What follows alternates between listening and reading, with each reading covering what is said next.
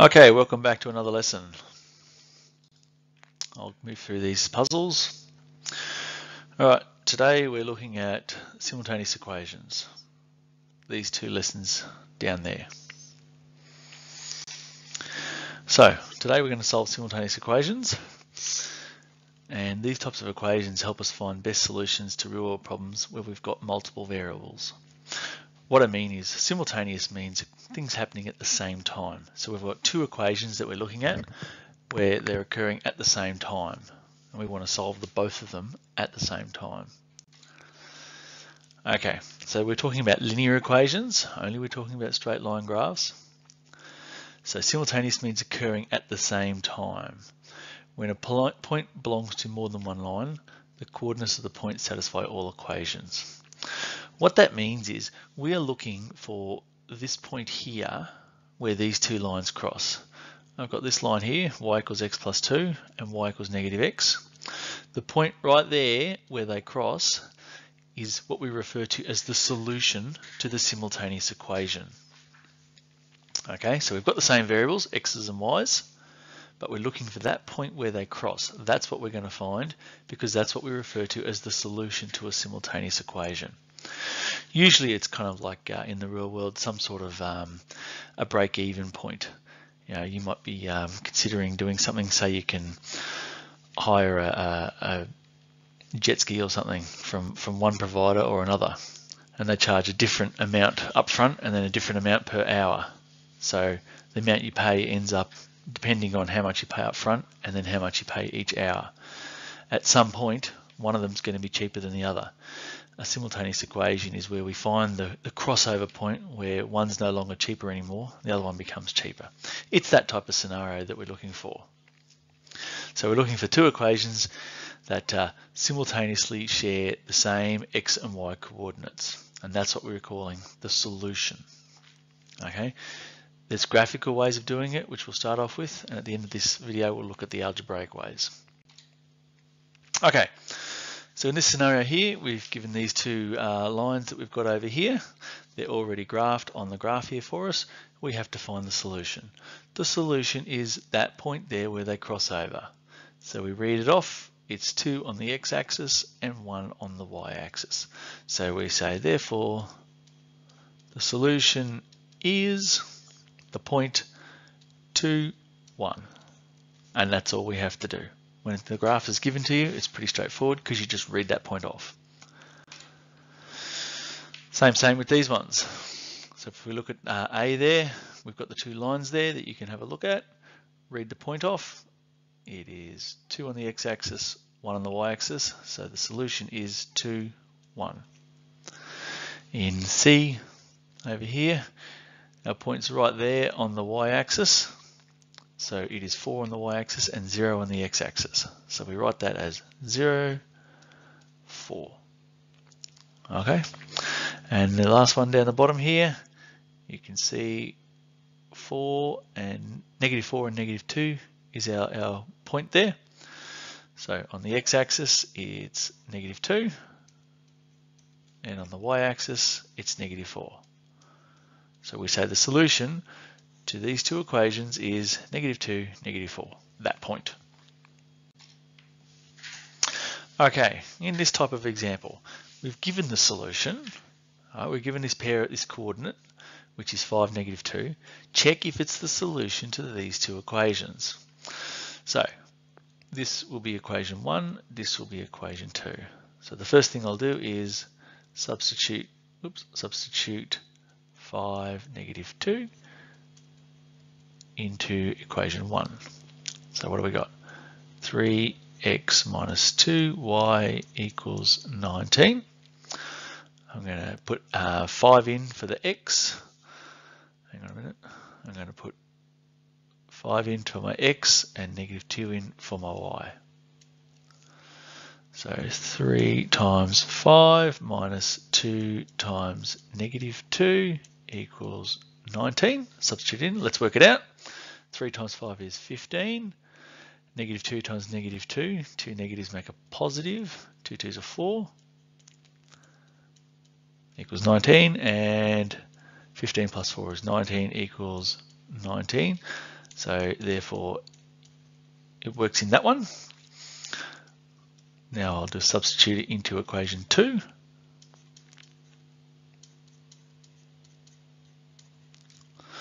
All right, so 4 times my x coordinate, my y coordinate, 4 times -2 plus x, which is 5, equals -3. 4 times -2, -8 plus 5 equals -3. Oops, there. And my -8 plus 5 is -3 equals -3. Therefore, yes. So we need a statement at the end. Therefore, the point 5, -2 is a solution. Done. These 3 ones are done exactly the same. I'll just pick one and have a go. So I'll do E in the middle here. So I'm going to have y equals 3x minus 15. And you'll see this is done exactly the same way. -3 equals 3 times 4 minus 15. -3 doesn't change.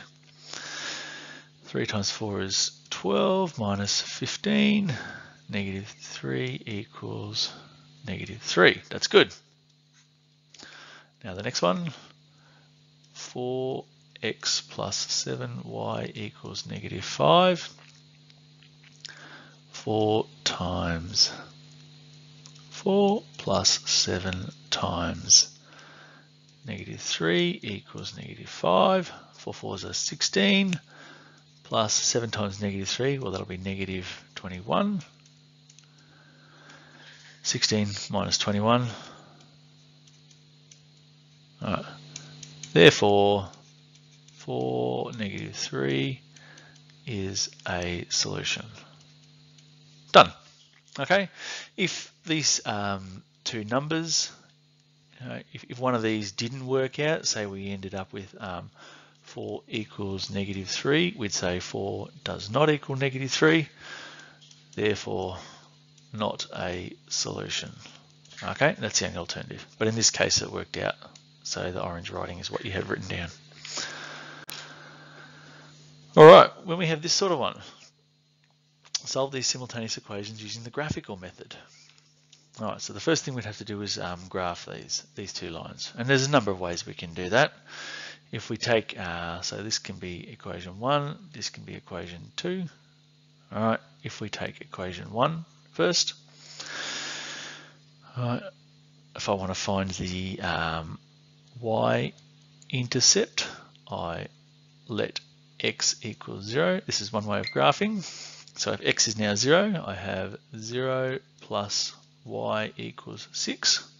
So therefore you can just see that y equals 6. Same for the x-intercept. X-intercept, let y equals 0, and I have x plus 0 equals 6. So it's going to cross at 6, 6. So if this is 1, 2, 3, 4, 5, 6. 1, 2, 3, 4, 5, 6. It crosses at those 2 points. So that will cross between there and there. It's a little bit hard to draw on the screen here. I haven't got a ruler. And that's my line x plus y equals 6. Now we do the other one, equation 2. And the same thing, y-intercept, let x equals 0. So I've got 2 times 0 equals, whoops, I'll do that again. That was 6, 6 there. And that gave me this line here. Sorry about that.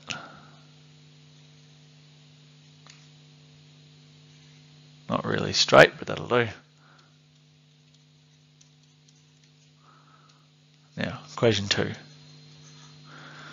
I want to find my y-intercept. Let x equals 0. 2 times 0 plus 4y equals 20. So basically I've got 4y equals 20. If I divide that by 4, divide that by 4, y equals 5. So that would be there. And the x-intercept, let y equals 0. 2x plus 4 times 0 equals 20. 2x equals 20, and we can solve that. X must equal 10. So that would be out here, 10. I'll choose a different color.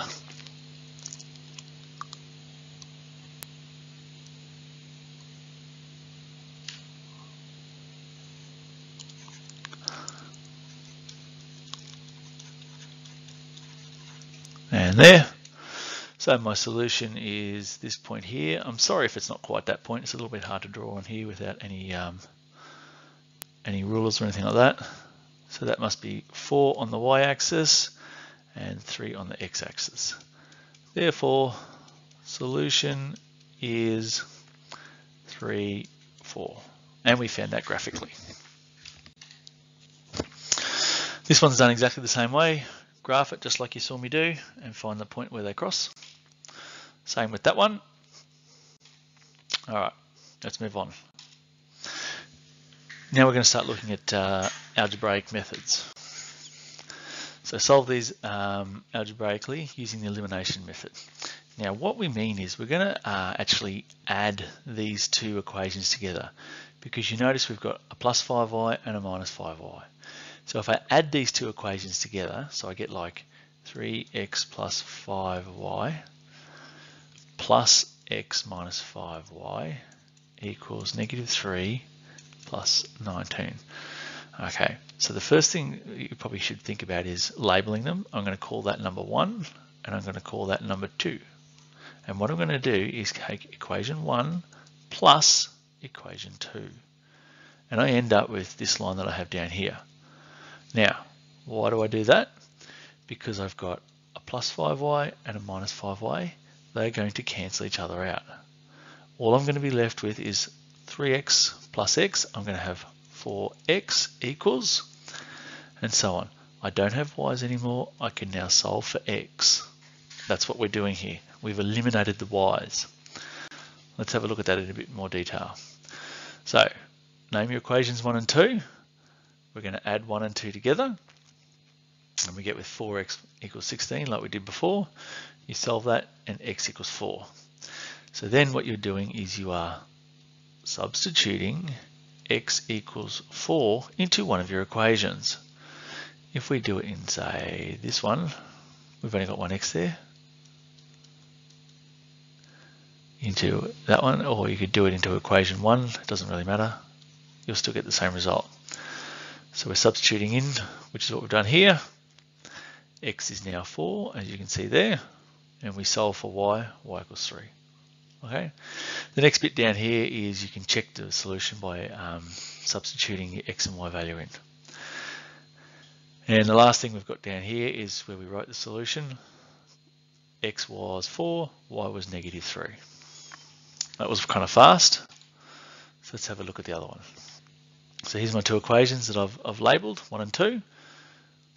Okay. Now in this scenario, I've got a 4x and a 4x. So what I'm doing is I'm subtracting the equations, because 4x minus 4x is 0, and I have the 5y minus negative 3y, which is plus 3y, gives me the 8y. All right. That's the only hard step there, getting that bit in your brain. Once you've got that, to get down here is what we've done in previous videos, and pretty straightforward to just solve from there. Once you know that y equals 2, substitute into one of the equations. In this case, we're substituting into equation 1. You know y is 2, so you've got a value for him. There's only one unknown now, which you solve for. Okay, so your solution is 1, negative 2. Therefore, solution is 1, -2. Okay, and that's what this bit is here, is just checking it and writing it out at the end there. Okay, what's different about these equations? If you notice these equations, we don't have the same amount of x's and y's in each one. If we look here, we've got 3 x's, but we've got 4 down there, 2 y's and -3 y's. It's not the same, okay? So what we can do is play around with how we actually deal with these. So for example, if this is equation 1, and this is 2, right? If we say, all right, how about we go equation 1 and multiply it by 3. Okay, so I'm going to have 3x times 3, which is 9x.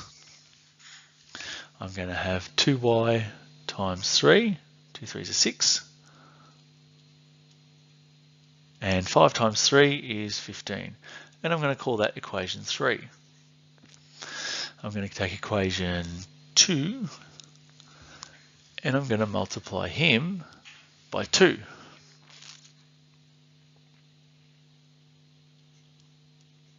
So 4x times 2 is 8x.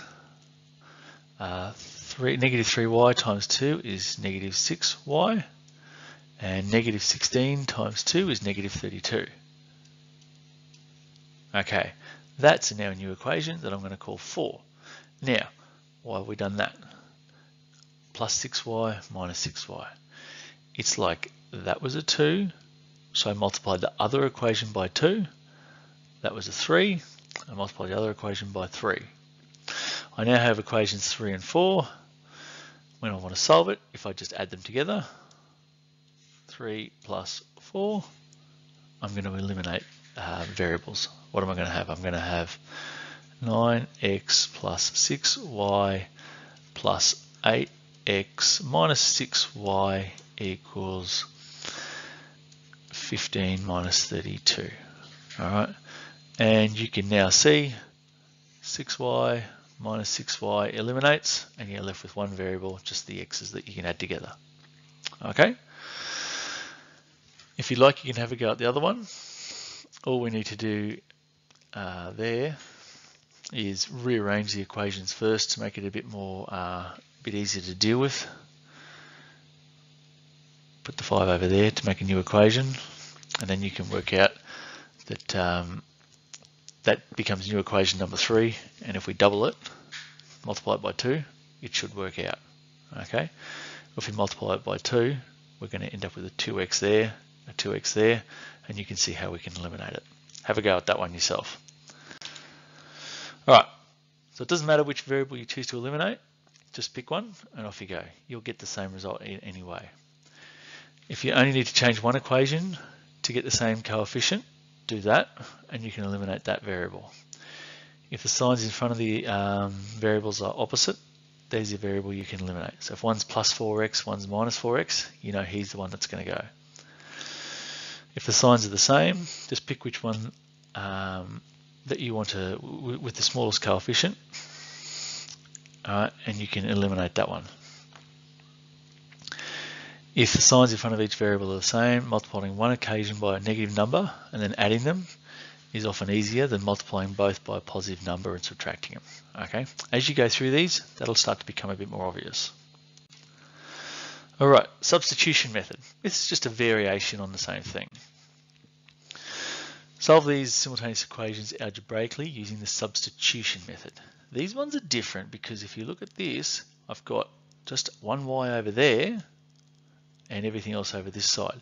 So if I know y equals 2x, I can put 2x in place of y. And that's the idea that I'm doing. I've got an x here, so I can substitute that in for my x. So, same deal. Label them, number 1 and 2. Tell us what we're going to do. Substitute 2x in for y. You could write that as sub equation 1 into equation 2. Okay? So, if y is 2x, this becomes 2x. X plus 2x equals 18. And then you solve it, x equals 6. You know x equals 6. Chuck it back into your equation, substitute it back into equation 1. So you could say sub x equals 6 into equation 1. You could write that bit out, and then off you go to solve for y. And you can just write it out. X is 6, y is 12. There's your solution. All right. Sometimes we do these equations where we start with words, and we've got to turn those words into an equation before we can then solve them. Okay. Identify what your unknown is and give each one a variable. Make it up yourself. Express these as equations, and then you solve as I've just described. Okay, so here we go. Genevieve buys 25 nuts and bolts from a hardware store. Each nut costs 12 cents. Each bolt costs 25 cents. The total purchase price is $4.30. So the very first thing you want to do is put in your variables. So we can say something along the lines of let x equals nuts or n equals nuts, let y equals bolts, or b can be bolts. It's up to you. Okay. So here we go. We're going to say let x equals is the number of nuts, y is the number of bolts. Now you've got to read the question, and it said all the nuts and bolts cost 25 cents. The total number of nuts and the total number of nuts and bolts is 25. So x plus y is 25. And each nut costs 12 cents. So that's 12 times the number of nuts. And each bolt costs 25 cents. That's 25 times the number of bolts that we bought. And the total cost is $4.30 or 430 cents. So that's just turning these words into this equation. All right. Once we've done that, it's just a matter of now solving it. And that's exactly what I've described before. You can see down here, we're rearranging equation 1. Because if we rearrange it and take the y over there, like we've done here, subtract y from both sides, I've now got an x. I can substitute that into my other equation. Substitute y equals 25 into equation 2. It was 12 times x, 12 times y minus 25, and so on. And then that's just solving equations like we've discussed before. Once you find y, substitute it into your equation to find x. Therefore, the solution is x is 15, y is 10. What does that mean? We bought 15 nuts and 10 bolts. Same with this one. Math test, sum of 2 marks is 164. The difference is 22. Sum of 2 marks, so maths can be M, English can be E, that'll do. We sum them together, and it's going to equal 164. The difference is 22. So difference is minus. Now I've got 2 equations. All right. It's probably easy if you call them x and y, so you can write your coordinate at the end, but it doesn't really matter. You can see with this it's the same as the last one. Perhaps if we change equation 2 around and make it m equals 22 plus e. All right, that becomes equation 3. Now we can substitute him back into there and solve it. And that's what this shows us here. We've called them x's and y's. The sum equals 164, the difference equals 22, and off we go. In this scenario, another way of doing it, we're just adding the 2 equations together like that. So x plus x is 2x, x minus y is nothing, add those together and solve. Once you find the x, like that, substitute it in, find the y, like it does. Okay. All right, so there's lots of practical applications out in the real world where we do have multiple things happening at the same time. All right, like we said, define your unknowns, turn it into an equation, and then work out how you can solve it. Is it easy to do it graphically? Is it easier to add them, subtract them, eliminate them, substitute them, however you want. All right, have a crack at these ones in the middle here and let your teacher know how you go. Thanks a lot.